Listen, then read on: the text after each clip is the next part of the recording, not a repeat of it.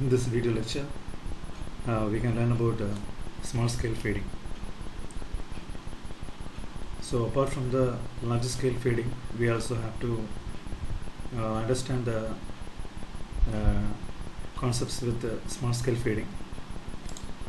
So small scale fading happens because we know from the transmitter side upon a small distance. So with few wavelengths meter distance from the transmitter, rapid fluctuations happen and it will cause small scale fading, and as we have learned before. So now, to learn much more about this, first thing which we can learn is that is how the small scale fading is occurring. So basically, when we have to say about the small scale fading, we can start with that is small scale fading will happen based on time delay spread, and also it will happen based on Doppler spread. So small scale fading occurrence we can able to classify based on time delay spread and based on Doppler spread. On this two way we can able to consider, and based on the time delay spread we can say that the flat fading and frequency selective fading.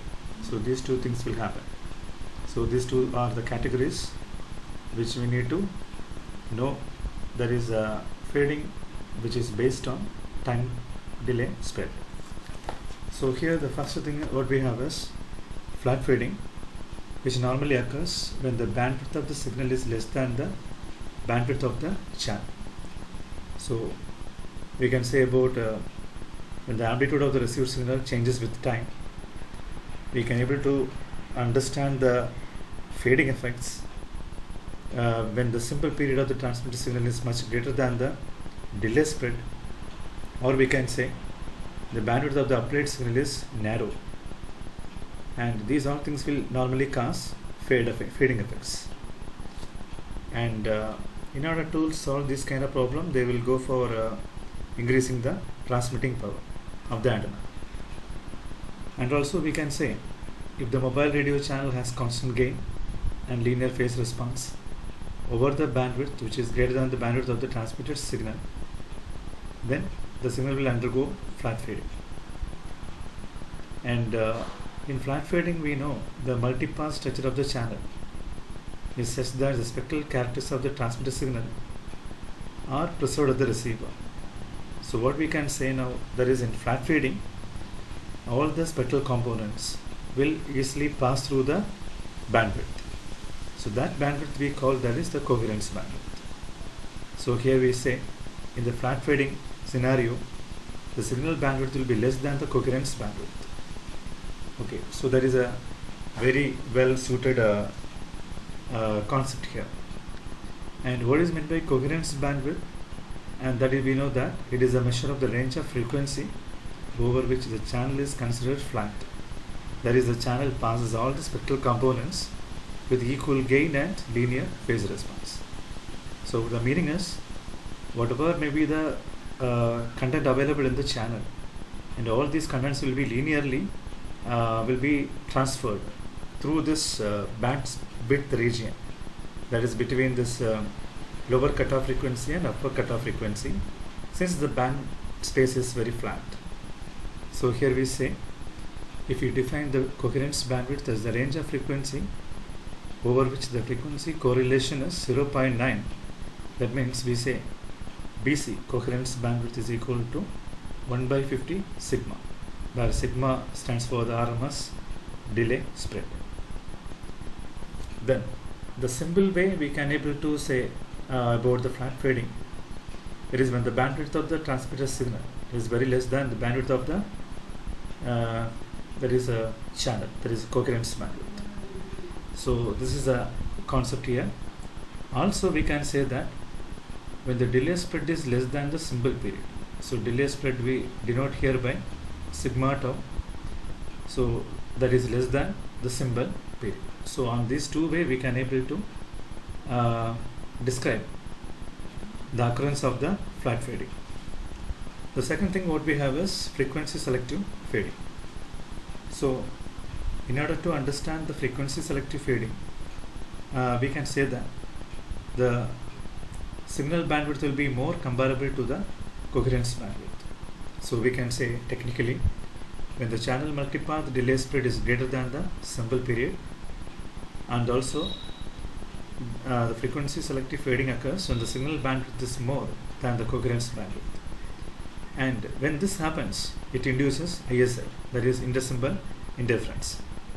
And where we say that the bandwidth of the signal will be somewhat wider when we observe its performance. And technically telling, if the channel maintains a constant gain and linear phase response over a bandwidth that is smaller than the bandwidth of the transmitted signal, then the channel creates frequency selective fading.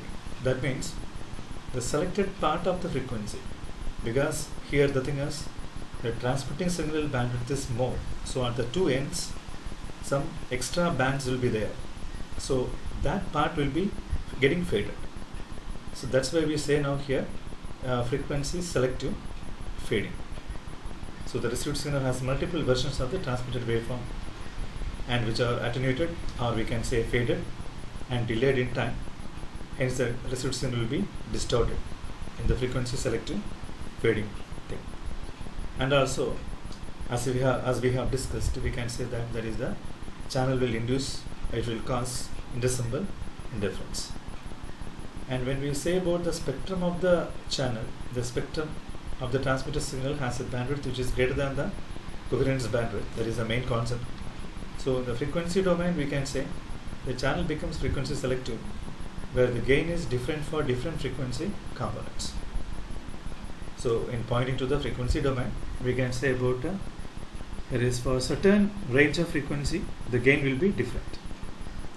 So there is a concept we have in the frequency selective fading. Now coming to the term of fading, that is due to the Doppler spread. So due to Doppler spread, here we can say one is fast fading, one is slow fading. So in the fast fading, here it happens with a high Doppler spread. Then coherence time will be less comparable to the symbol period. So we can say Tc will be very less than Ts. And also we can say the bandwidth of the channel varies faster than the bandwidth of the signal. So that we can say based on the Doppler spread. So we can say Bs will be very less than Bd in this case. So in the fast fading, the channel impulse response changes rapidly within the symbol duration, and this causes frequency dispersion. Okay. So due to the Doppler spread, so we can say Ts will be greater than Tc.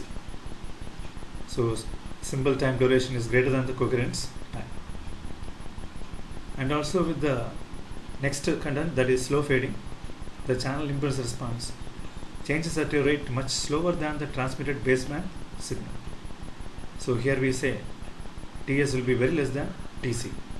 Or in terms of the Doppler spread, here we can say the Doppler spread of the channel is much less than the bandwidth of the baseband signal.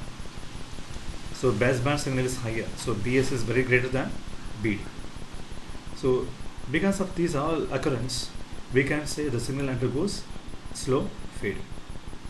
And when this happens, we can say the velocity of the mobile or the velocity of the objects in the channel and the baseband signaling determine whether a signal undergoing fast fading or slow fading.